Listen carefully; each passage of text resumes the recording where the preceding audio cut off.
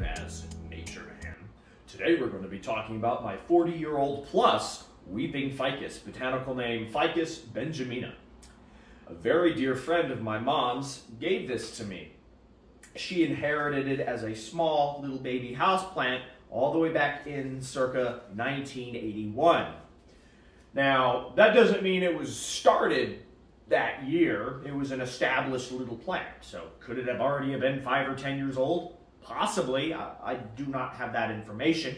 So it's very, very plausible that this beautiful tree behind me here is a half a century old. At the very least, it's over 40 years. And she had been keeping it outside during the summer months and bringing it indoors in the wintertime. However, this tree just got too big to care for.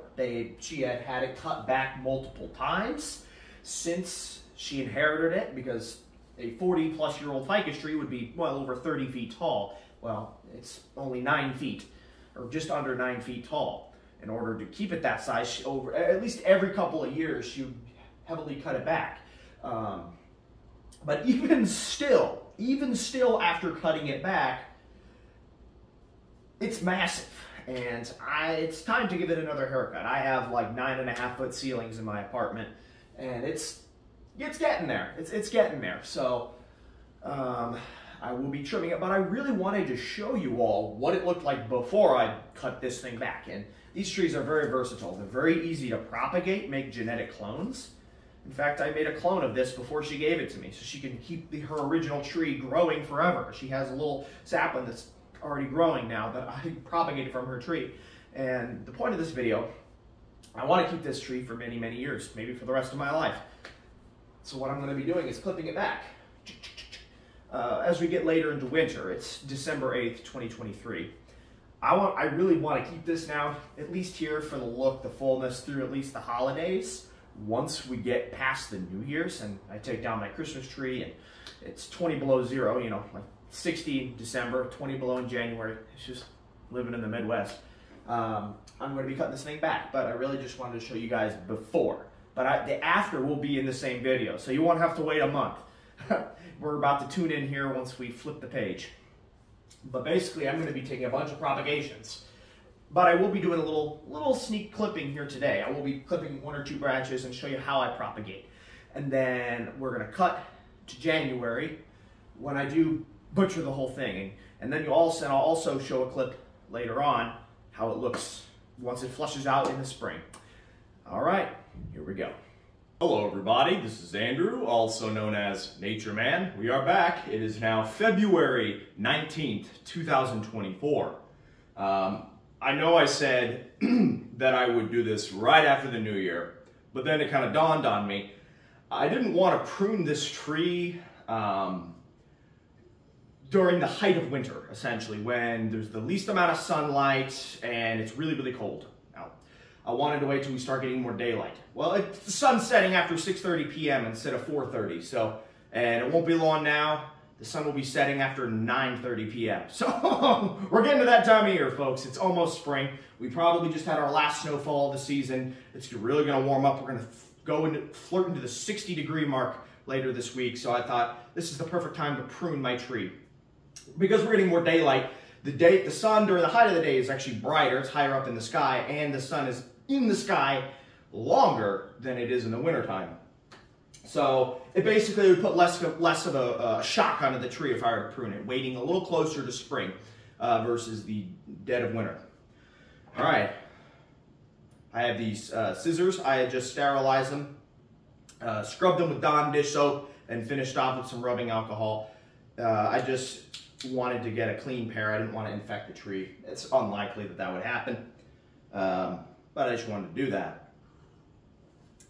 So I do not want to cut more than 1/3 of the tree size. This is true with pruning a lot of techniques, whether you prune a tree like outside, like a landscape tree, even if it's not a tropical, or you prune a shrub or a house plant, anything. Generally, if you cut more than 1/3 of the plant, you're going to put it, basically all those roots were supporting all that growth, and it's going to put it through a great shock, and it could harm it. And you'll get a bunch of weak, small branches. So essentially, I'm not butchering this thing to the ground or anything. This is a 40-plus-year-old tree. I don't want to affect the shape too much. But generally, a third of the total size is what I want to cut back. So, all right, we're going to continue cutting more of the tree down. And I'm going to do an update later on in the spring once this thing flushes out.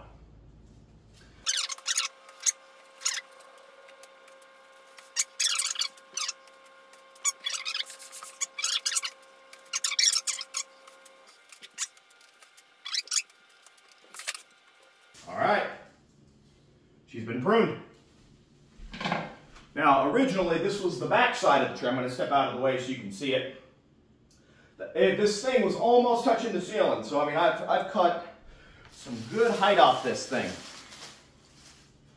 Cut a lot of branches here, and I'm going to make some propagations, but that's essentially it. And this tree is going to fill back in just beautifully here, but it's going to take several months, so it may be closer to early summer before I do an update video on this. I don't want to do an update video too prematurely before it really, because it might get little tiny little leaves. I can do a little video, say, oh, look at this little growth point.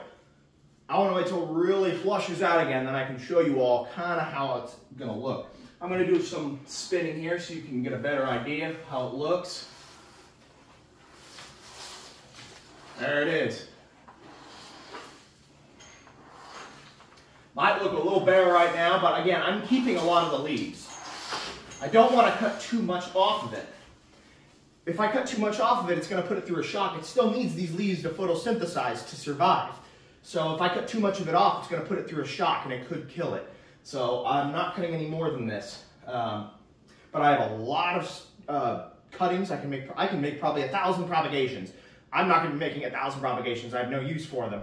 I'm not a wholesale nursery, but I'm going to be making a ton of propagations for myself, for friends, for family, and we'll update. All right, so when propagating these, you don't want to do any of the thick stems or the stems that are mostly bark. I'm going to go up and do a thin stem, maybe more of a newer stem. So this major limb here, I'm not going to be rooting that. So we're going to kind of cut further up here, like that. And these smaller stems, they're not going to root. They're too small, too flimsy to root, so we're going to eliminate those. Just like that. We're going to kind of go up the stem until we leave just a few leaves at the top. All right, there we go. Because we want all this to be where the roots form. There we go. Now, when rooting, you don't want to have a whole lot of water in there. I've kind of learned that from experience. So I'm going to have my cup here. I got some spring water, so it's clean. And I'm only going to fill maybe the bottom third of the cup with water. You stick it in there. I might put a little bit more in. That's about it. I don't need to cover the whole cutting.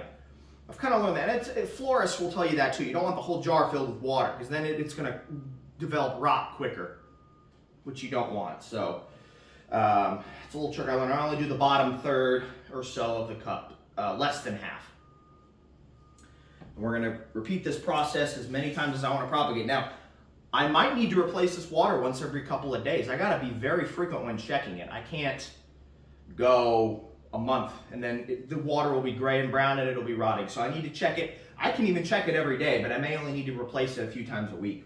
It just depends. It's just getting a good habit of checking the water every single day, especially if you're using tap water, which I don't recommend. The chlorine could cause it to rot faster. So try to use distilled water or spring water is okay. This is a dead stem. It's trash. All right. Again, we're going to clip this little flimsy stem here. It's not going to root, so it's not viable. Kind of clip up a little bit. And again, we don't want to cut off all the leaves because it still needs the energy. There we go. I'm leaving several leaves at the top. I'm going to clip some extra little stems that are trying to grow. Just kind of tap it. There we go. And stick it in that third cup of water. And we're just going to do that for as many cuttings as I want to root in the water. And again, I'm just going to repeat this process. Now, it's going to release some sap. That's just what happens when it's cut. That's why I might need to replace this water first thing in the morning. It produces a white sap. It can be a skin irritant. It's not really toxic unless you try to eat it, but why would you eat it? But yes, it can be a skin irritant, so I do recommend wearing gloves. if you are allergic. It doesn't hurt just to have some gloves on. It doesn't bother me. Poinsettia sap, ficus sap, it doesn't really bother me very much. We're going to repeat this process until we are ready to propagate. And then we will do an update video. We will do an update video on this tree later on this spring when it flushes out. Thank you all for tuning into today's video. I hope you all found it fun and most importantly educational for your plant journey. This is NatureMan signing off. Bye.